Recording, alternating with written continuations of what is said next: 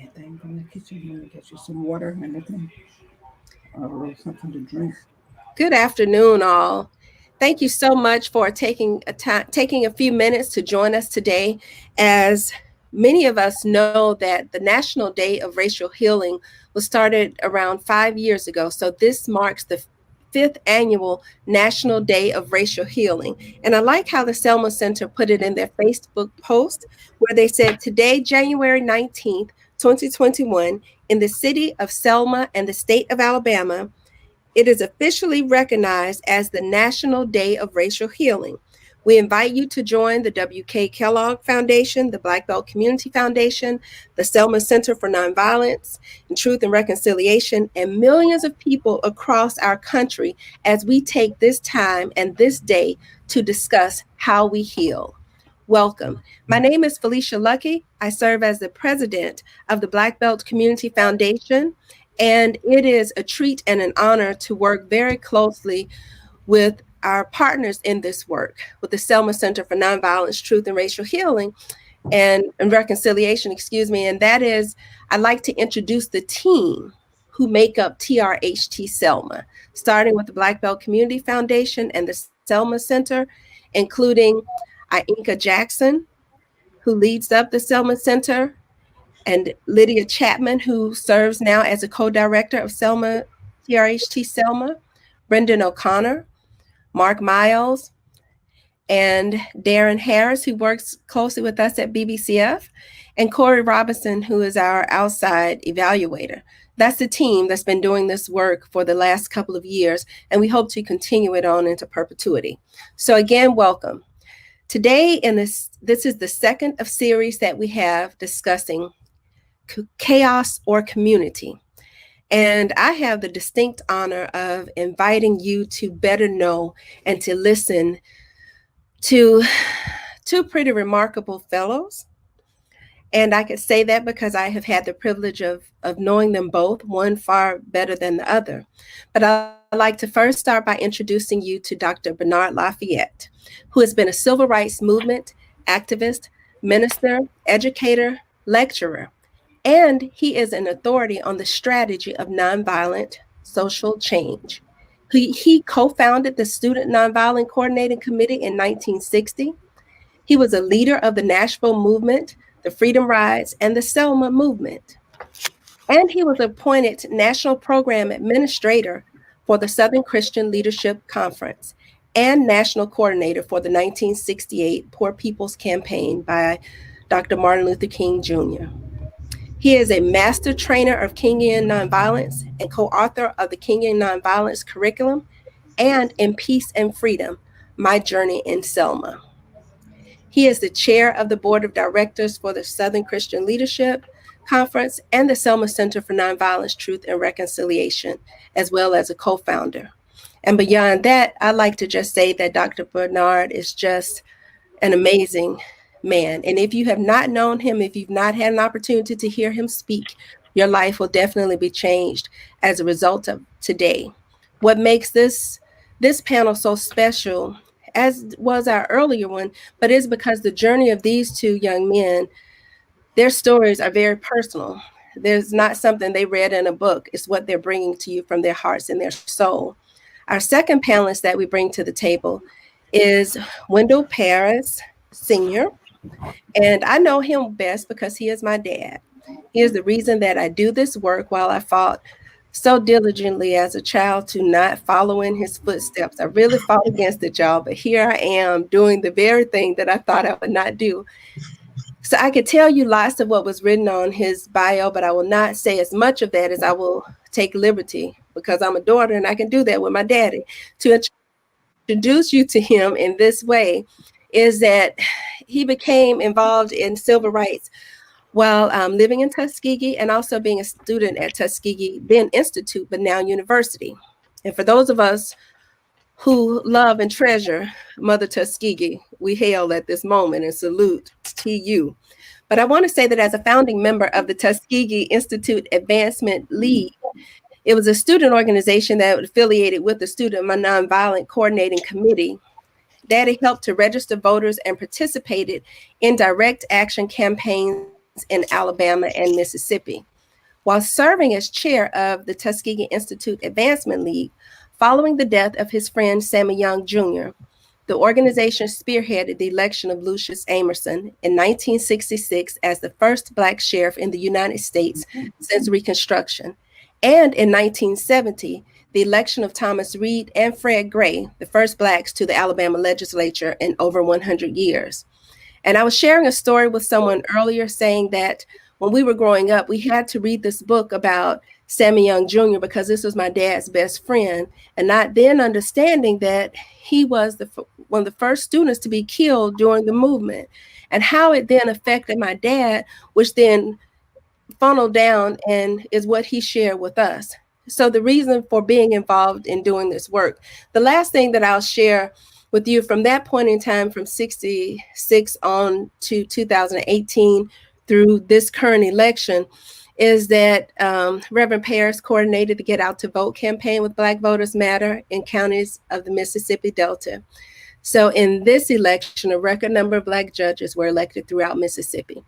So I could read you lots more from both of their bios, but you don't need to hear me read it. You need to hear it directly from them.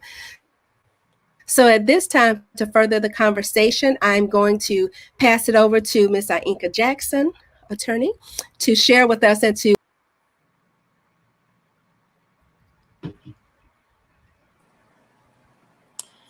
Good evening, everyone. As Felicia was saying, that these are two remarkable young men who, got their start in the SNCC movement and did not stop and still have not stopped. They still fight and sacrifice every day to be and build the beloved community.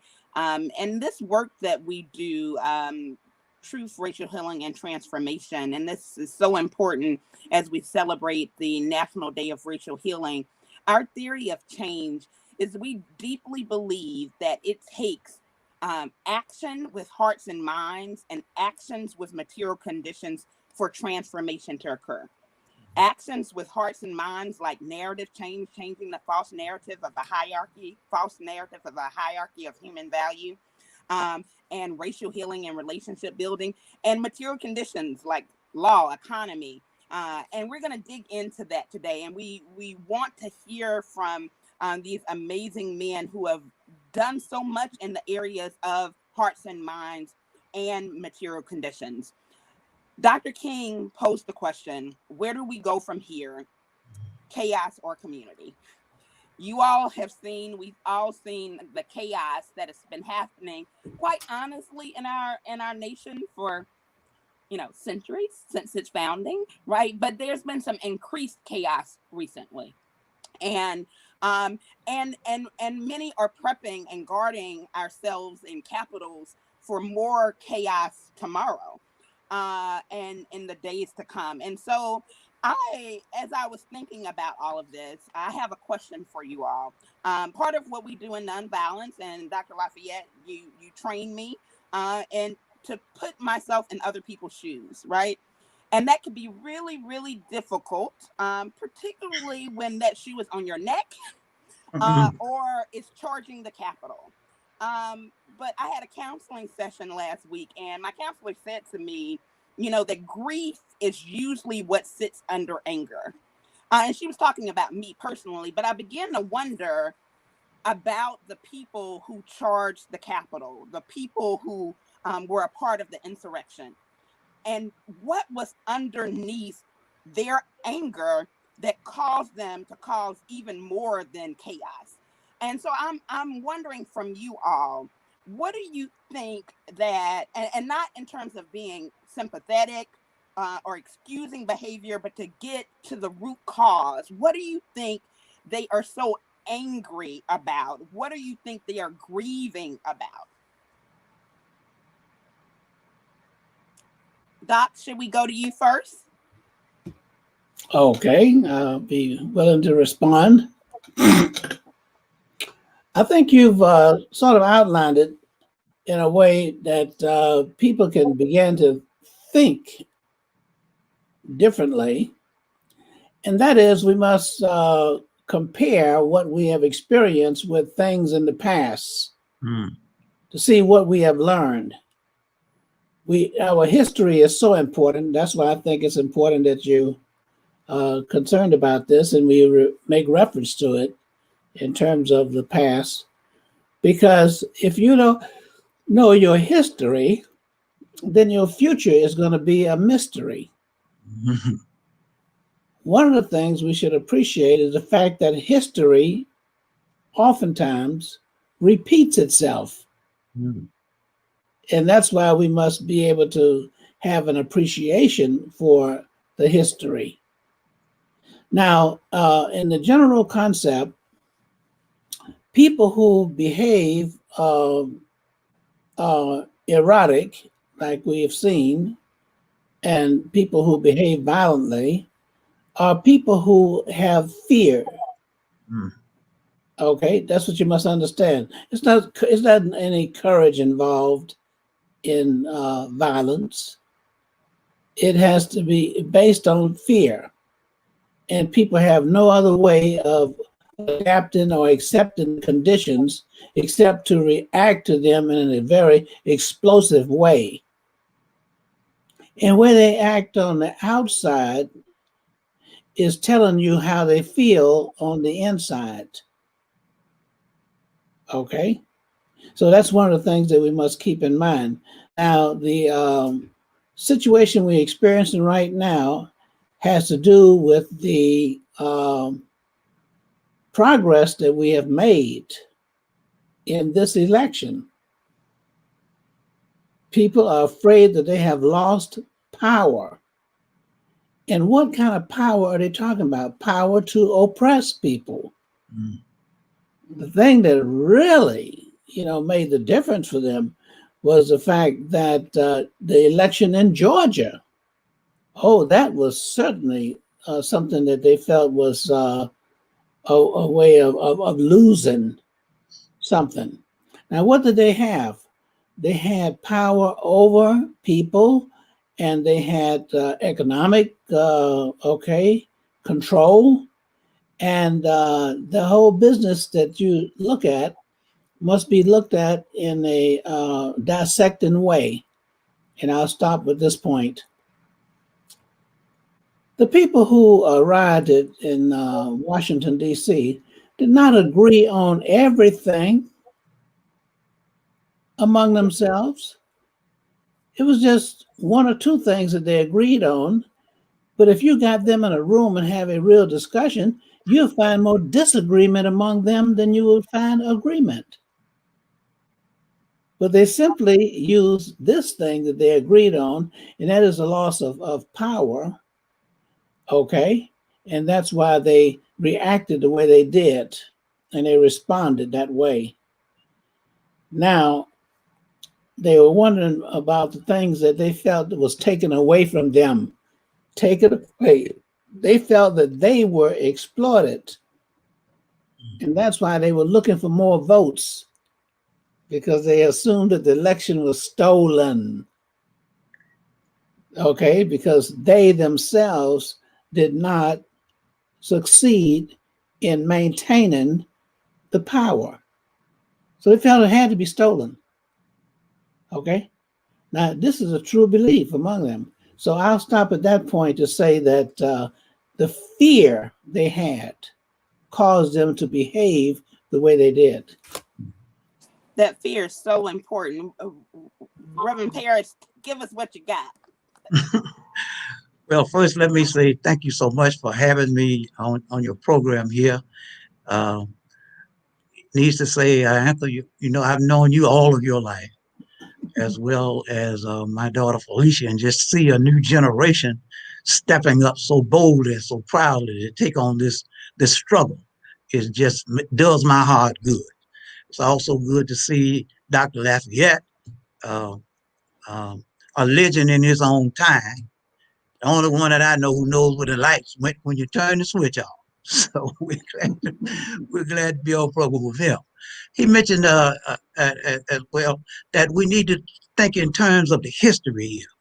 And when we look at the history, we have to understand that this is something that America has never been able to face up to, that it has this racist history that goes all the way back to when the first blacks were brought into this country. Some of you may have recently read the 1619 Project.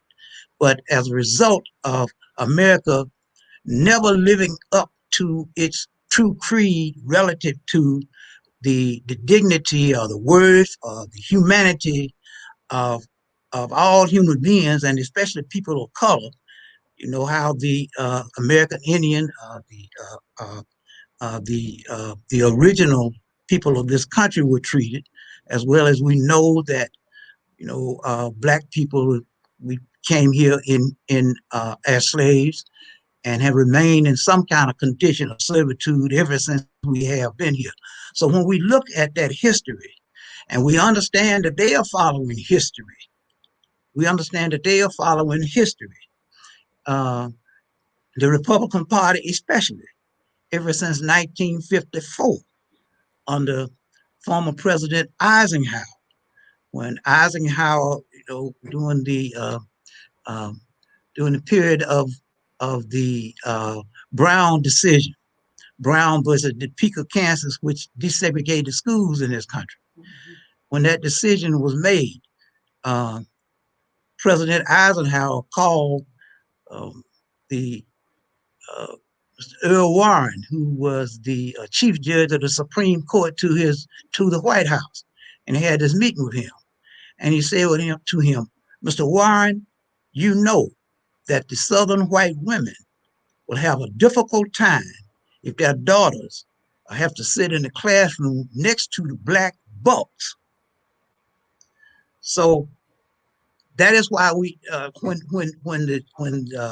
the president of the United States took that position, then everyone else felt that they could also take similar positions and not take seriously what was promoted or what was brought to be through that Brown decision. So here we are 50 and 60 years later, and we still have all of these segregated schools in this country because they follow their history. They follow the fact that every president of the Republican been, ever since Eisenhower, has sought to follow a strategy that was put in place really by George Wallace. It was called the Southern Strategy. And the Southern Strategy used the foundation or the platform of the Southern Strategy was based on how do you polarize people based on race. How do you polarize people based on race? So when we see what is happening in the United States today, we can trace it back to that history. I mean, every president, when Reagan came into power in 1980, he came into Mississippi and to kick off his campaign for president of the United States. And he said at the Neshoba County Fair, probably the 15 miles where the 3 civil rights workers were killed there in 1960, said, the South shall rise again. The South shall rise again. The South shall rise again. By the time he said it the third time, that crowd had just jumped so many rebel yells and hooping and hollering. And, Jimmy Carter was president-elect in 1976. And the only state Jimmy Carter won after he said the South shall rise again was the state of Georgia, his home state. All of the other South left him, abandoned him. And we see that abandonment that had taken place with George Wallace. They followed George Wallace. J.L. Chestnut, some of y'all will remember who J.L. Chestnut was. J.L. Chestnut said it best. He said, the white people of the South who were in the Democratic Party left the Democratic Party following George Wallace and ended up in the Republican Party following Ronald Reagan. And that's kind of what we see that's happening when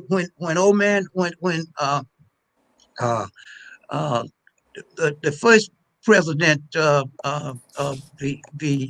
the state of Texas there, when those Bushes came into being, he said on to the South when he had won the primaries up in probably one of the first primaries up in the Midwest, on to the South where we shall rise again.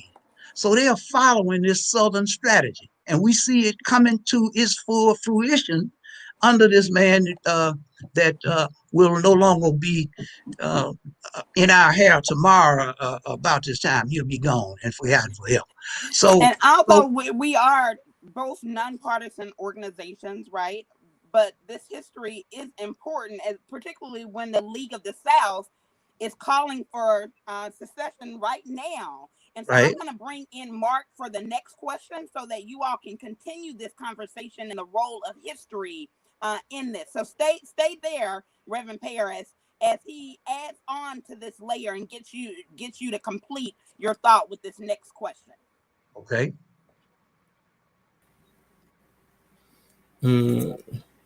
What's up, fellas? How y'all doing? How you doing, sir? I'm doing good. It's just an honor to be here with you all. You guys have done so much just for the movement.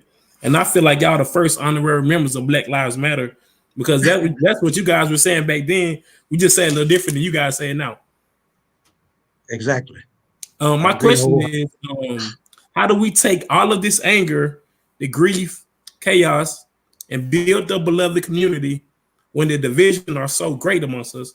And we can clearly see that there are two Americas. Like, where do we start and where do we go? Like, how do we move forward from here? Well, one of the things we want to do is to appreciate the fact that things can change.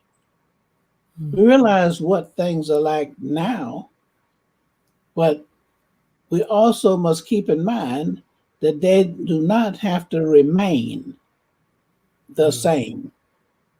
So what does it take for us to deal with the anger and grief and chaos, and how do we build the beloved community? Well, one of the things I want to say is you sit there in those in Selma, Alabama, keep in mind that in Selma, Alabama, which gets the credit for bringing about the Voters' Rights Bill, which was not easy. Right. I'll give you a lot of details on that.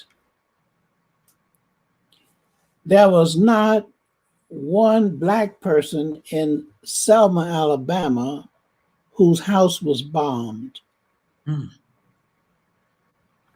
Wow. What about Montgomery? What about Birmingham? They are both in Alabama, just like Selma. Not one church was bombed, not in Selma or Dallas County. Why not? And we got to understand why.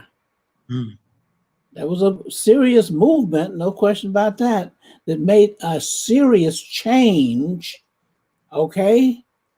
A serious change in our country when we got that protection for the right to vote from the federal government. Now we've got to restore it, but we did get that far. And you have to ask the question, why?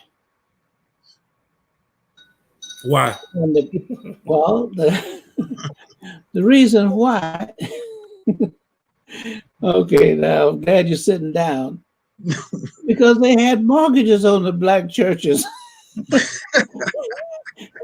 and the folks' homes. Right. They want to burn down their own buildings. And also, you had Black folks who, for like 3 generations, worked for the same family. You're not going to kill your maid. Who's going to take care of your sick grandmother? And who's going to take care of? No. No. Now, I'm going to tell you something that I learned when I was in Selma. Did you know that the white people in Selma were angrier with the other white people in Alabama than they were the Black folks in Selma?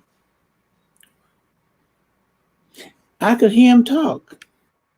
Over at Swift Drugstore, I used to go around there and just pretend that I'm going to buy something and just shop around. They would say the people in the politicians in Alabama, and these were white, stole their capital. Because the capital of Alabama used to be over in Cahaba. Right, right. I remember that. They were angry with the white folks who moved the capital to Montgomery. Okay? That's what, so a lot of the behavior and the chaos you saw in the Selma movement had to do with trying to prove something to the rest of the white folks in Alabama. Yeah, let me show you. Don't you remember they used to wear those badges and stuff like that? Mhm. Okay. Yeah. For them, they were trying to emphasize white power. That's what it's all about. So the chaos that we're talking about today is showing us that the people who rebelled at the Capitol feel that they were losing something. What did they feel they were losing? I just heard you say earlier the power to oppress. Exactly. That's what we're talking about. Yes, sir. Okay. And so therefore, they felt that that loss would mean that they themselves will be less powerful. And the things that they were concerned about and the issues would no longer be on the front line and in the legislature. So Doc, would you say would them be less powerful? Do you think that they will get oppressed since they no longer the oppressor and they will be the oppressee? Exactly. Go ahead and respond. Okay. Well, let me just say this. If you're going to come from this period of this platform of chaos, then you got to start with truth. Mm-hmm. And that is a real difficult problem for white people to deal with, especially when you consider the South and especially Alabama. You know, the embryonic stages of the Ku Klux Klan started in the Alabama Black Belt over at Gainesville, Alabama in Sumter County. They were over a year after the Civil War had ended that they dismissed the Confederate troops on the banks of the Tombigbee River in Gainesville. But what they were able to put in place there was this underground surreptitious group called the Ku Klux Klan. And so they made the Ku Klux Klan really their truth. And because they went on this racist rampage, they had it to permeate all elements of the society that they live in. First, it permeated the church. If the Christian church will admit it, folks have more loyalty to their race than they do to Jesus Christ. So, and when you're dealing with a truth, see, that is the only way you can straighten this. The Bible teaches us when you sow the wind, you're going to reap the whirlwind. So we see this reaping of the whirlwind that's taking place because folks keep telling, well, this one man, well, y'all say don't talk about this political part. Well, this one man has told over 30,000 lies. 30,000 lies.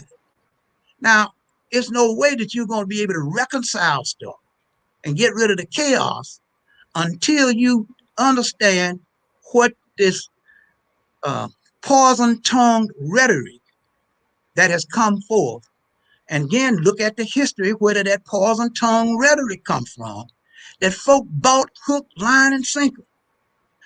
And, you know, anybody in common sense know that if there was any way for one of those judges, federal judges, a lot of them appointed by Trump himself, if those elections hadn't been won fairly, it would be some black people under the jail and be some white people that they considering putting in jail if those elections weren't fair. So everybody knew that the elections were fair. But because of white supremacy, you know, when white people say something, that becomes law to them. And that's the reason that Trump was so dangerous, because he repeated all of these lies that folks knew he was lying, but wasn't nobody challenging him. People would not challenge him on the fact that this is a lie. These are lies that you are telling. And when you have people who won't stand up to the truth, then it's basically nothing that you can reconcile, because you cannot reconcile a lie. So if we want to move forward away from this chaos, then all of us know that you got to begin with truth. And then when you begin with truth, then you can have some better understandings of the culture that people were brought up in. And when you can understand the culture that they were brought up in, then you can begin to work on other types of things. You know, the economics is always going to be the last thing that we can work on, because you know, that's the God that a whole lot of people serve, is the money God. So when you're serving a money God and not servicing the true Jesus Christ, and you don't even realize what has happened to you, but you know that down through the years, what your parents, what your grandparents, what your foreparents, all the way back to the beginning of this country have been telling you, and you know that those are lies. But if you abandon those lies, you don't have anything that you're going to be able to hold your white supremacy on. I say that because, you know, there in Alabama, you know, I talked about the Republican Party last time, but the Democratic Party still has as its symbol the white rooster. And that white rooster comes from the South Carolina, what they call it, the proud or the fighting peacock over there in South Carolina. But that is the symbol. And, you know, until the middle of the late 1960s, the slogan for the Alabama Democratic Party was white supremacy for the right. White supremacy for the right. So when we challenged them on that, then they changed it. So it's now Alabama Democratic Party for the right. But they know all of the time when you're talking about the right, then basically you're talking about the wrong. And what they have been able to do is to use a lot of language to substitute real truth to something that we don't know what to mean, where it stems from, or where it comes from, or what it will mean eventually. And when you have to understand, all of us need to understand the coded language that people are using. The coded language that they're using right now to say the N-word with is what? Thug. Oh, no, not thug. They're saying the coded language is law and order. So when they say law and order, that means that they make the law and you better get in order. So what we have to do is get rid of all of that coded language. And that, again, that coded language begins with truth.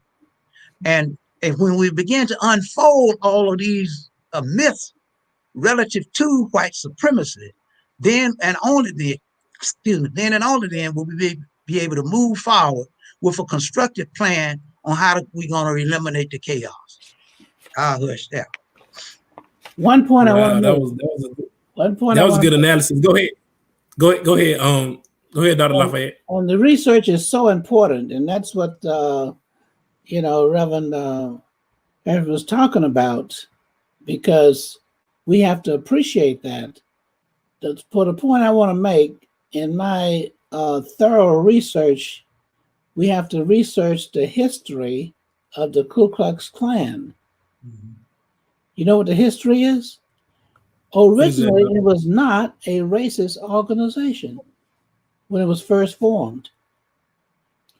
It was first formed to go after white men who didn't take care of their own children. Yeah. So Doc, did it have a name before that? Yeah, Ku Klux Klan. Oh, okay. That was the first name. Okay. That was the same group, yeah. So what happened is that they realized that if the fathers of these children, white children, didn't take care of them, then this group of white men had to take care of them. So that's why they used to go after white men who didn't take care of their children. Now, during the Reconstruction is when they split.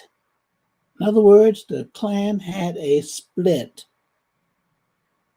And the split came when the Klan decided that what they were going to do now is to go after black elected officials. And that's when they start, becoming hostile towards blacks and that kind of thing. What point am I making?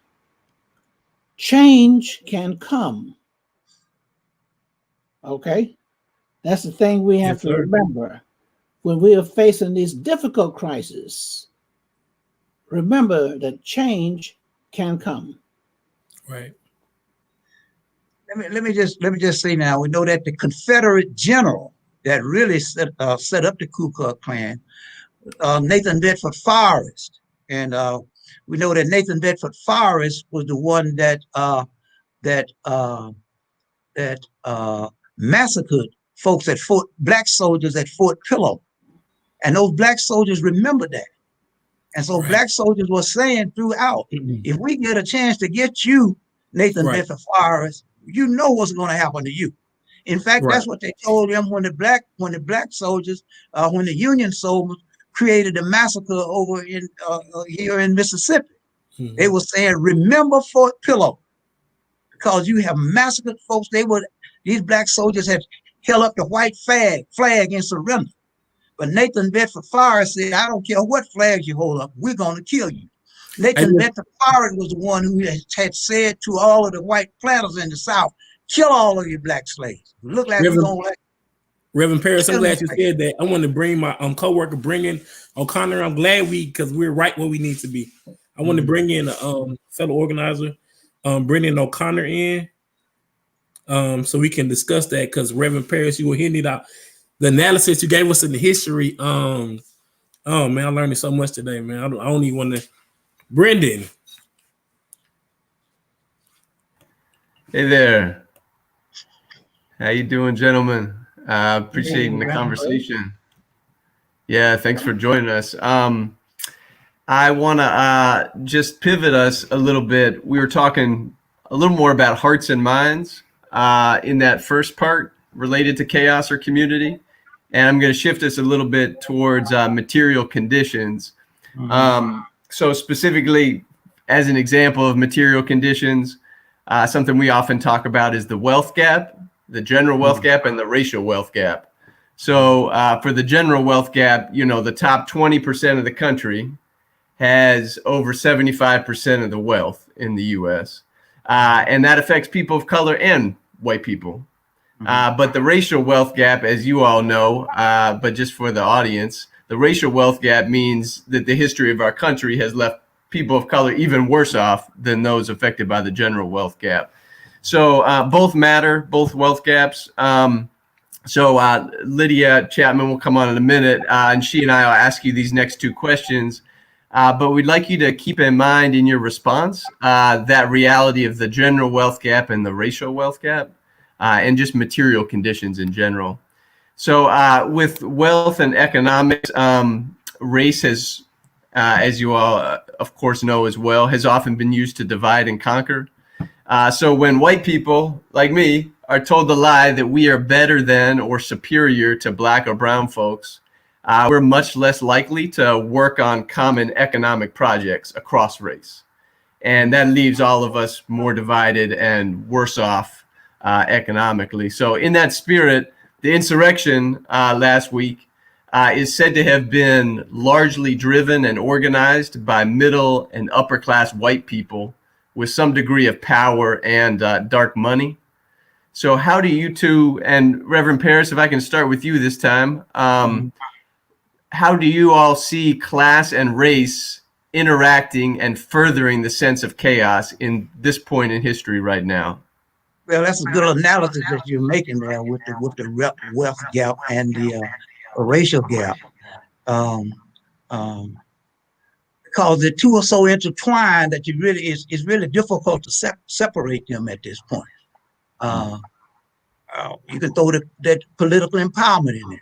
Those who have the political power are basically the ones who are going to rule economically. If not right away, still over a period of time. So what we have is we have to look at how do we how do other segments of the community begin to build institutions what they own and control, which will allow them to become a part of the economic prosperity that we know in this country.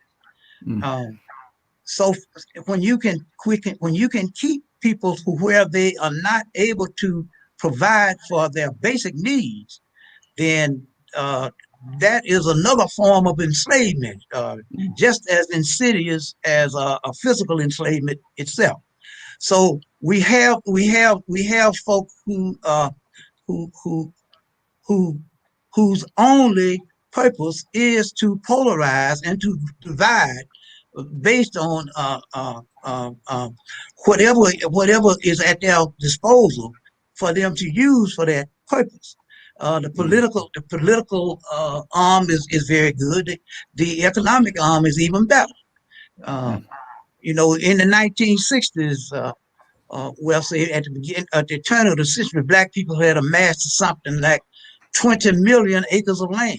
20 million acres of land, something like not even 40 years out of slavery. Well, when we came into the 1960s, we had about still over between 12 to 15 million acres left. But when we came out of the 1960s, here we are now with less than 3 million acres left. And see, that land is what we have that represents economic power for us. It's what we have. So when you have taken away the land, and the federal government is a worse culprit than the states of Alabama and Mississippi in doing that. And part and parcel of the whole problem is the fact that the federal government refuses to do what it knows it's supposed to do in terms of providing equal opportunity to folks. So it's difficult to almost to the point where it's impossible to move forward in terms of eliminating those gaps, unless you have the resources that's available to you, and you can use those resources in a manner consistent with what is in your best interest to move yourself and your communities forward. So we have to, at the same time, eliminate the wealth gap. We have to and eliminate the racial gap, because they're just so closely intertwined. Yeah, appreciate that, Reverend Parris, and for raising the point that the gap in land ownership is a part of that racial wealth gap, and some of the general wealth gap for sure too. Let me just say this: land is the basis of all wealth. The basis of all wealth is in the land. So when folks take away your land, and remove you from your land holdings, then you basically don't have any way in this system to elevate yourself, because you have nothing to stand on. Excuse me, I didn't mean to cut you. No, that's poignant. That makes sense.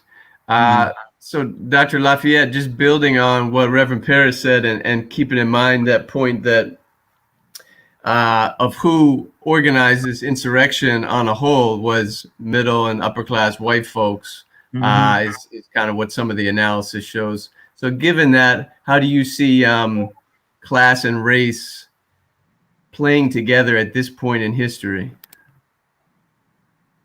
Well, I think it's very important for us to understand very quietly, we are losing Black banks.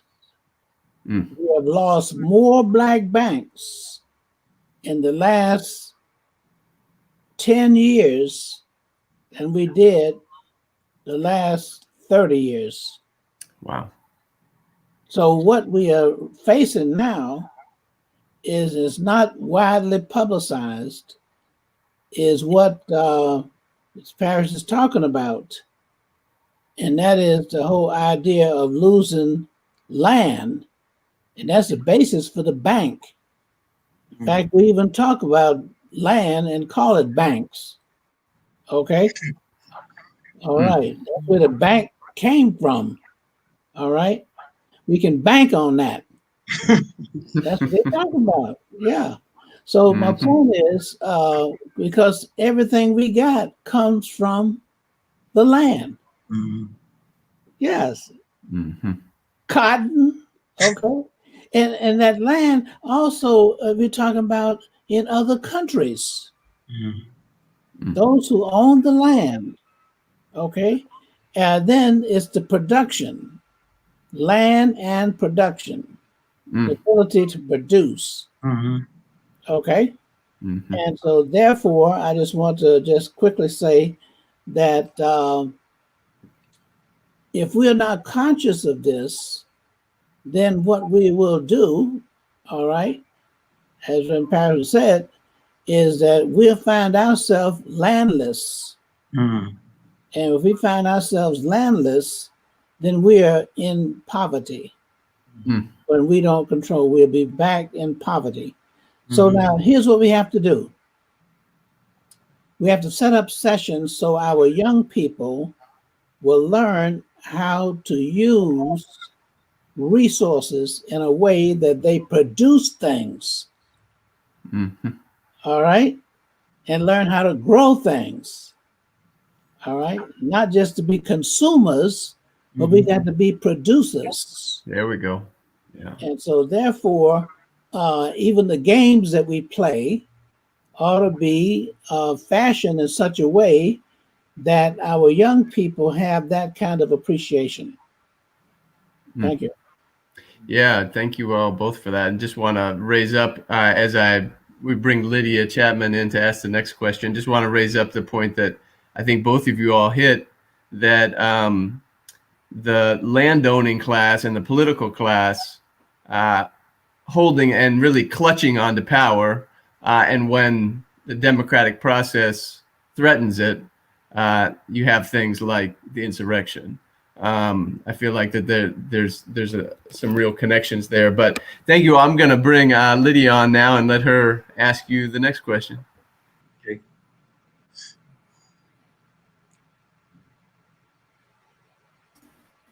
Awesome. Thank you so much, Brendan. This is such an enriching conversation. I'm almost afraid to ask the next question because I'm hoping that it will erupt into a lot of question and answer between us and the audience, because the wisdom that you're bringing into this and talking about the moving from being the consumer to being the producer. The question then would become for me, how could collective or collaborative economics help to close this wealth gap and promote intentional restorative economic development for us? Things like cooperatives, community-owned funds. How can we use these collaborative economic strategies to move back into the land-owning class, so we are able to make more strategic political moves and to leave a legacy of land possession? That's to either one of you all. I know that Reverend Harris, you do a lot of work in this area, but Well, okay, let me start there. Let me start there. One of the things that we say in the Federation of Southern Cooperatives, which is a conglomerate of businesses owned and controlled by their consumers and producers all across the South, is this: if you can't feed yourself, you can't free yourself. See, the Federation of Southern Cooperatives really came in as the so-called quote unquote civil rights movement was going out. It was initiated in 1967. You know, Dr. King was killed April 4th, 1968. So, but folks recognize that since all the basically the avenues to the resources that we needed, including the capital, was denied us basically from those banks that Dr. Lafayette was talking about, is that we have to begin to control those resources ourselves. We have to begin to work to establish basis of resources where we can make some decisions impacting our lives and our communities. And we kind of look at the cooperative development as the best way to do that, because the principles of cooperatives say this. First thing is open membership. Everybody can join. The second thing is democratic control. One person, one vote. The next thing, another principle is continuous education. You want to always keep a fresh mind and keep new ideas coming about relative to what can take place based on the conditions that we're having to live under. So what we have to do and what you're doing, and I applaud your efforts to work across those black belt counties in Alabama there to bring together a pool of people that have some sense of understanding what the realities of living in rural Alabama are, and how do you take what you have to develop what you need. I think y'all know something about those words or something like that. So you have to look at what those resources are that you have to bring to what you need. And see, a cooperative business type is just so common to us in the rural South, especially, and those of us who coming out from a church background, is because that's how we did things. You met at the church on a Sunday this time of year to determine what was going to be, how you going to kill the hog. Who's the hog going to get killed first? So everybody from the community came together to kill the hog. They said, well, we're going to Mr. Jones' house on Saturday, and then we'll be at somebody else's house on Monday. All throughout the hog killing season, people work together to achieve the desired goal of being able to get the animals killed and salted down and cured, and also being able to send some piece of meat, as we call it, to the other members of the community, so that those folks who were in need there had a way of providing for themselves, even if they didn't have the economic resources that other people had. So it was based on building community at the same time that you're building economic development, and you're talking about doing this independent of other folks. In the cooperative movement, we had to make decisions that other folks in business types were making. We were in the 20s making those decisions when other folks were making those decisions in the 60s and 70s and 80s. So it gives us an added advantage, because we know that when those communities are organized, whatever you're organizing around, whatever the issues are, if people recognize that you make progress through struggle, that through the strength of your numbers, through the strength of combining the resources that you have, through the strength of pooling your land base, making that land base available to other people of the community, then that is how you're able to move things forward. Let me say this while we're on that struggle. Every church, every black church in the United States needs to own at least 40 acres of land. 40 acres of land. And if we can take that land and build on it, then we begin to, we have a ready-made market for the sale of our goods and our produce that we would come from developing that land. So we need to follow that model as best we can, the organizational model, not mobilization, but organizational model that allows us over time to achieve the desired result of freeing ourselves. Wow. Dr. Lafayette, how do we use the economics of our community-based economics to move our community forward? Well, one of the things that I think will be very important is to develop young people businesses. Right. That's good. Okay. Now, take me for an example. When I was involved as a young fella in the second grade, 7 years old, I used to be an entrepreneur. Okay.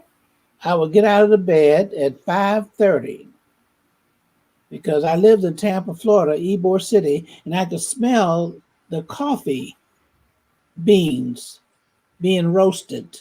And the smell used to come right in my window.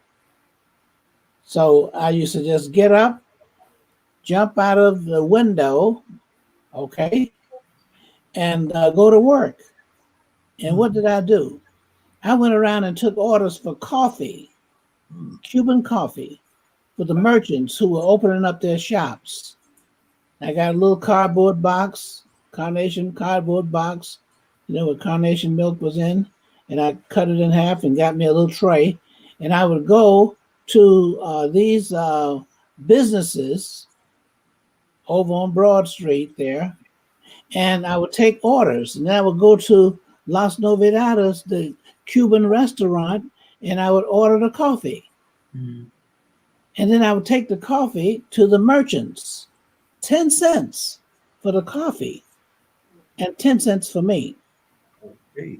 So when I got to school in the second grade, third grade, I used to take care of 3 lunches for young children my classmates who didn't have any lunch money.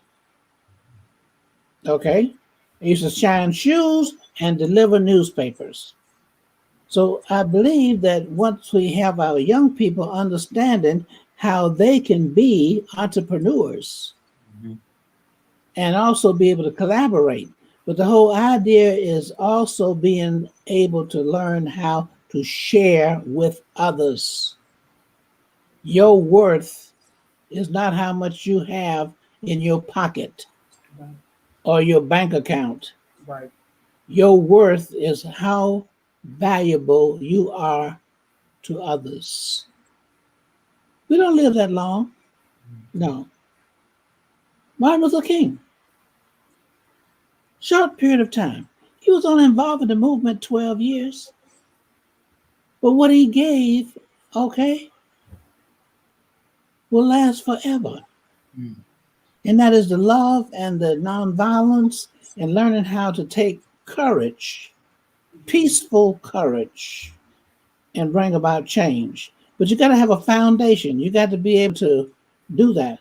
Now, even in terms of learning about economics, that's my remark on that, was when we had to sit in at the lunch counters in Nashville, we learned how to go early enough to be arrested and be in jail in time for lunch to be served. Okay? Okay. So look at the lunch money we saved. Okay? Okay. So you got to plan things with an economic mind. That's the point we're making. Okay? Absolutely. Absolutely. Absolutely. What a great anecdote to prove such a powerful point. This conversation could go on, but I know that my partner in crime, if you will, as we move forward with this effort of TRHT, Truth, Racial Healing, and Transformation, Darren Harris is going to come on, and we do have some questions. 2 really quick questions from the audience, if we could get your feedback on those. And we have just a couple of things to share with the audience here that's live, joining us on Facebook and YouTube. Thank you all for tuning in. Darren, as he joins us, if we could go ahead and get to those audience questions, and then we have some announcements to wrap it on up. Hey, thanks so much for all the wisdom tonight. It's been fun taking notes. We had a question from the audience. I don't think you can see it on the screen, so I'm going to read it. This is for both of our panelists. How have each of you been dealing with stress throughout this past year of all years during pandemic, both personally and in your network of professional colleagues around the country? Have you noticed people just wanting to talk through things and just kind of talk through things more lately? Yes, most definitely. I've been getting a lot of phone calls, and there are people I haven't heard from in a long time, but they really, by the way, this is my wife. I'm this way. Yeah. Kate Lafayette. Okay. Hello. She's from Tuskegee. And yes, you got it.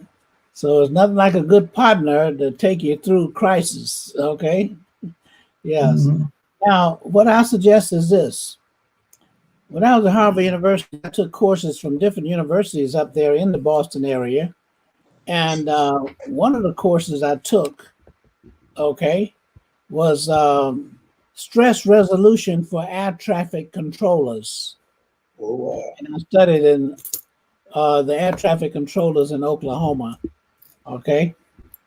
So my point is, and I also took a course at MIT, Massachusetts Institute of Technology, in Japanese management. I can tell you all about how they operate in terms of a managerial way. So the stress resolution has to do with this. And I'll say it very quickly. Number one, you've got to step back from the problem. Don't jump in it. Step back psychologically. And all the feelings that you have, you've got to say, wait a minute. Am I understanding what's going on? So you got to begin to raise questions about your own appreciation of the problem. Number two, you have to do some mechanical things. Okay, like exercising. Don't just be sedentary. Get up and get your body moving. All right. The next thing is that you must learn to find your favorite music. I like that.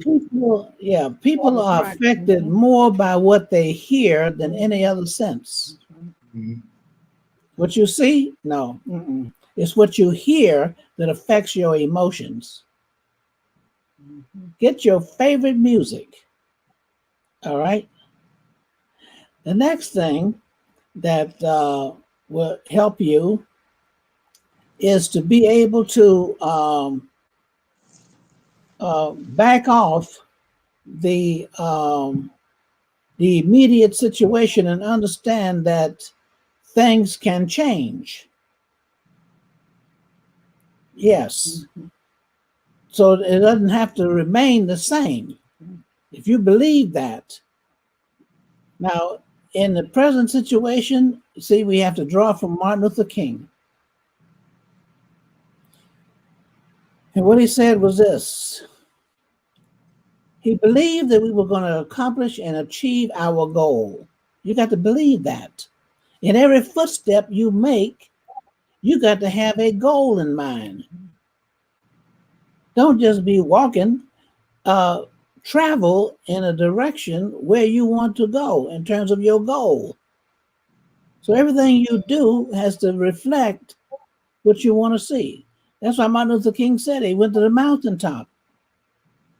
So we got to get out of the valley, okay, and get on the mountaintop so we can see the promised land. Sometimes you can't see things because of where you're situated. So what you got to do is situate yourself so you can have the long view. Yes, you can have vision. And that's the point. And so the last point I just want to make is that Martin Luther King realized that he would not get there, but he still believed that we as a people would get to the promised land. I feel de-stressed already hearing that wisdom. Thank you. And we have a question that came in very specific for Reverend Paris. I will reiterate it here. It's at the bottom of the screen. Some of you maybe will also see it. What should every African-American church do with the 40 acres you propose? And does the same standard apply for both urban and rural churches? Let me answer the last part first. Yes, the same applies for urban and rural churches. Because again now, if you can't feed yourself, you can't free yourself. If you don't have some way of providing your foodstuffs, then when you're always dependent on somebody else's to provide you with something to eat, then that's a bad situation to be in. That's why the landowners the black landowners especially are so significant to the movement, Because if you look at the Selma to Montgomery March, wherever folks stopped at night, they were either on some land owned by a church or they on some land owned by a black landowner, which means that land gives you an access to freedom that folks who do not have land will never quite understand. So we have to have some land-based understanding of who we are as a people. I don't want to go that way with it. All y'all who from the country know that even a rabbit runs in a circle. There's a territory that is considered its own. And so the territorial imperative is that you know everything about the situation where you are living in, so that you will know what route you need to follow to be able to make it to a freedom land, or to escape some tragedy that may be following so closely behind you. So we have to have that. And that will allow us not only to be in the production end, but we're going to take that and follow it to a point where, well, now we're going to grow our own crops. And the first folks that we're going to market to, we're going to develop our market through exchange from those churches. The urban churches may not have land directly in the city, or maybe they will. You know, now they got an urban agriculture program where folks are getting 3 and 4 vacant lots together, and they're growing foodstuffs on those vacant lots. But again, it helps you. It starts with something very simple. Most all of us still have some skills in how to grow things for ourselves. And if we have lost those skills, what better place to start in learning them back is to be able to grow foodstuffs that you're going to feed your own self, your own family with, as well as feed other members of your community. So that is necessary. There's no way of getting around that. You got to go back to some land-based understanding of how you're going to build a economic system that makes some sense for us to deal with. See, my example is, you have a difficult time trying to starve me, because right now we're in hunting season, and right after hunting, and I'm gonna have me a trout line sit out there. And if I can't catch me something to eat, then around May, here come the blackberries. So I'm gonna have blackberry pie. And right after that, gonna come up plums. I'm gonna have some plum wine. Right after that, I'm gonna have some pear preserve. But I'm saying nature has set it up so that if we really follow it, then it's difficult for folks to, you know, that is what food stamps did for the South. It gave us an opportunity to have some food. So, and this is Albert Turner. Bernard will know Albert Turner over there in Perry County. He said food stamps are the reason that we didn't lead, that we stopped at our migratory pattern up to the north, because we had something to eat in the South. So when you have something to eat, then you can begin to build on that to make better conditions for not only yourself but for your community. It's just when you're on your own land, you just have you have a sense of identity. You have a sense of well-being. You have a sense of achievement that you don't get from any other source. Not in this country. The only other thing that comes close to land ownership is voting on election day. When you vote on election day, that's about the closest you come to being free on a single day in the United States. Other than that, if you're going to be free, you got to figure out how to feed yourself. And I'm saying that feeding yourself starts from the land. So churches, wherever you are, you got to have some land so your membership can feed. And the other thing is, we need to eat better. And you know, 98% of the food stuff that we're getting now is genetically modified. And we don't know what that stuff is going to do to us. We know it's bad for us. So you have to be able to have people providing you food stuff that's eaten out of the same field and out of the same garden that you're eating out. Because when you don't do that, then you know, folks can spray all kind of chemicals on stuff that's giving us all kind of crazy diseases, killing off all of the animals that's necessary, kind of like oh boy, I'm rambling on here, but kind of like the bald eagle. You know, DDT is the one that almost killed out the bald eagle. So unless we have some ways that we can eat better, then we're going to have a difficult time feeding ourselves. Thank you so much. And you reminded me of our time, and everybody's probably starting to get hungry after that that bit of eloquence there. And I appreciate your wisdom. We have one last question we're going to try to squeeze in reference to the time, and it's from Rated A1, and this is for both our panelists. I guess we'll flip over to Dr. Lafayette first, and then work back to Reverend Parris. Any advice on passing the torch of your work in civil rights to the younger generation? Yes, the most important thing to do is to establish training workshops for young leaders. Developing leadership is very critical. It's no coincidence that Marion Barry was mayor of Washington, D.C., John Lewis, congressman, okay, and all of the others like Jim Bevel, Diane Nash, and Angela Butler, okay, and you go down the list, Matthew Walker. We were trained by Jim Lawson, James Lawson Jr.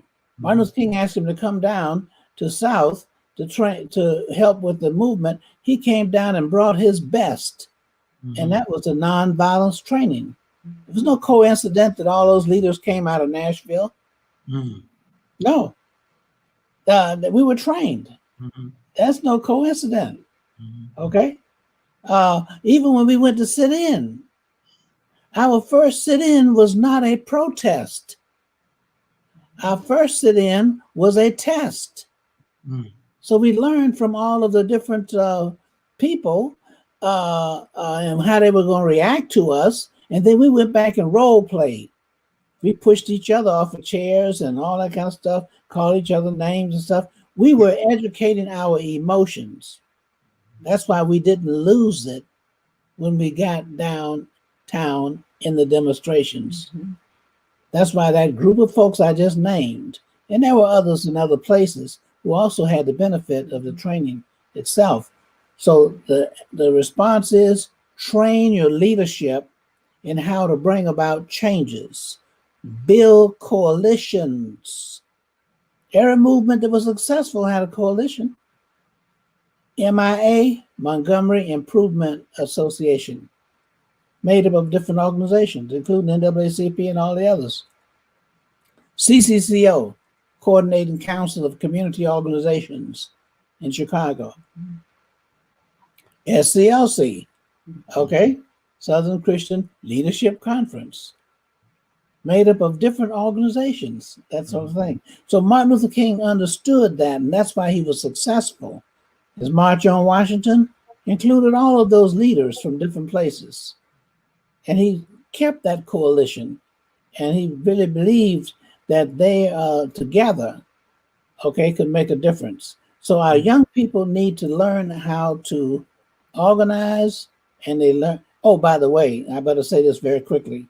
The only reason why Biden won was because of the turnout, the number of people who turned out. The other thing was the women's leadership.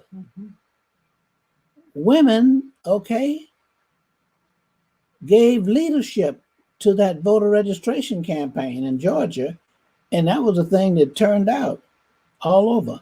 Barack Obama, the reason he was elected two terms, was because the number of people who turned out. So that's the key thing. You got to help people learn how to turn out. Okay? And so I'll stop there since our time is. Well, Reverend Parris will give, thank you, Dr. Lafayette. Reverend Parris will give you the final word on passing the torch to the next generation. Passing that torch to the next generation is an absolute must. It's an absolute must. And anyone that's serious about the movement of the 60s understand that we must run as fast as we can, as hard as we can, toward what J.L. Chestnut called that never, never land called freedom. And when we run as fast as we can, as hard as we can, and we pass that baton on to your generation, then you take it and run as fast and as hard as you can to pass it on to another generation. And that's how we're going to make that. Dr. King, according to Ben Sunshine Owens and Collins Pop Harris, y'all see Bernard Lafayette smiling there. He'll remember those gentlemen. They said this to me. Said Dr. King said we need to develop pockets of power, and in those pockets of power, we would have places that we could demonstrate the success of us in terms of our business relationships, in terms of our economic progress, in terms of our political power through these pockets of power. And the Alabama Black Belt certainly represents, communities of pockets of power. So we have to take those pockets of power and have people understand how they tie into this. How do we get where we are? What is the cost that will pay to bring it to the price to where we are? Our young folks need to understand we worked hard to get passage of the Voting Rights Act, but it's a temporary act. Passed in 1965, extended in 1970, extended again in 1975, extended again in 1982, extended again in 2003. But it's a temporary act. So when you have a temporary right to vote, then that means that you are a temporary citizen. And I don't want to leave here a temporary citizen of the country of my birth. I may not be able to get it by myself. I'm not able to get it by myself. But all of us working together, we can achieve full citizenship rights in the land of the free and in the home of the brave. Amen. That's great. I don't think we could end on a more uplifting note than that if we all tried. Just perfect. Thank you both. I'm going to pass. Speaking of passing the baton, I'm going to pass the baton over to Felicia Lucky now as we close out the evening. And thank you all so very much for tonight. Thank you so much, Darren.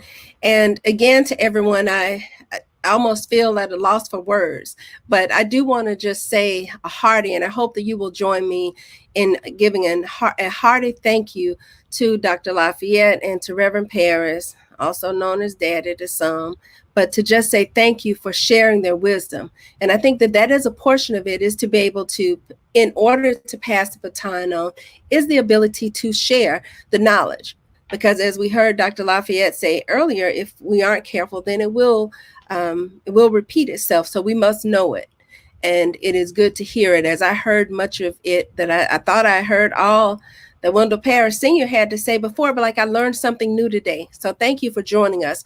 We know that time is well spent, but we do want to say that as we came together to talk about chaos or community, as we talk about how we heal in a time when our land needs healing most, and healing isn't something that just happens for one day. It's not something that just happens for 1 week or 1 month. It is something that we must work to do for our lifetime.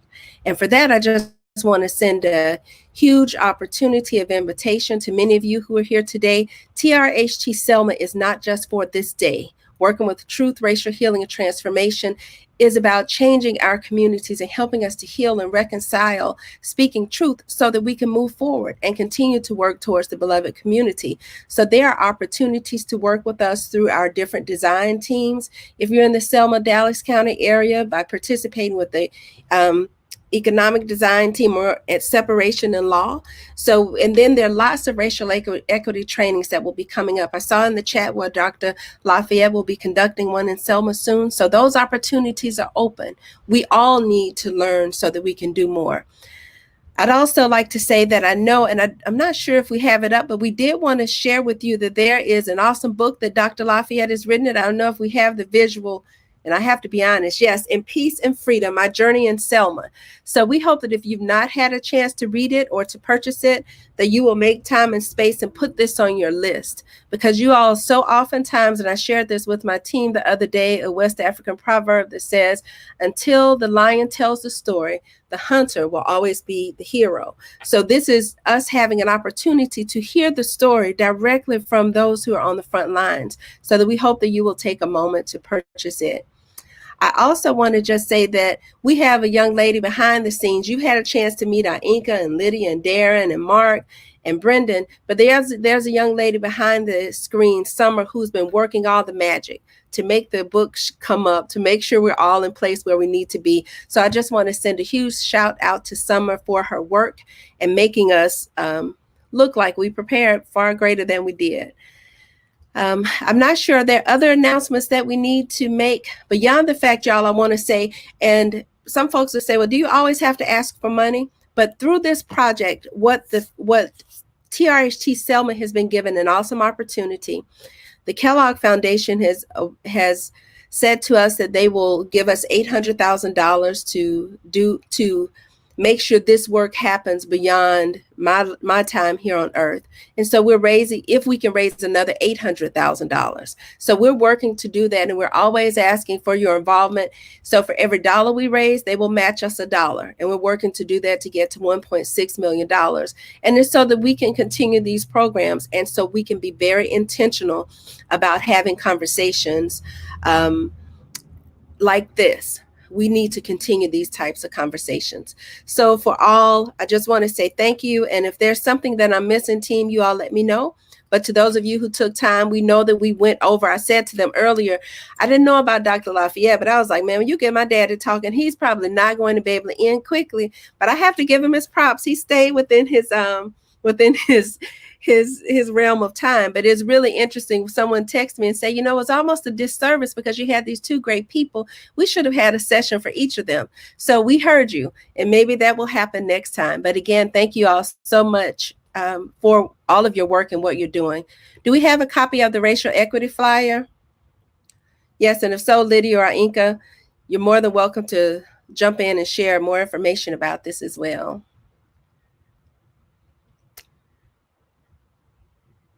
We don't hear you, Inka.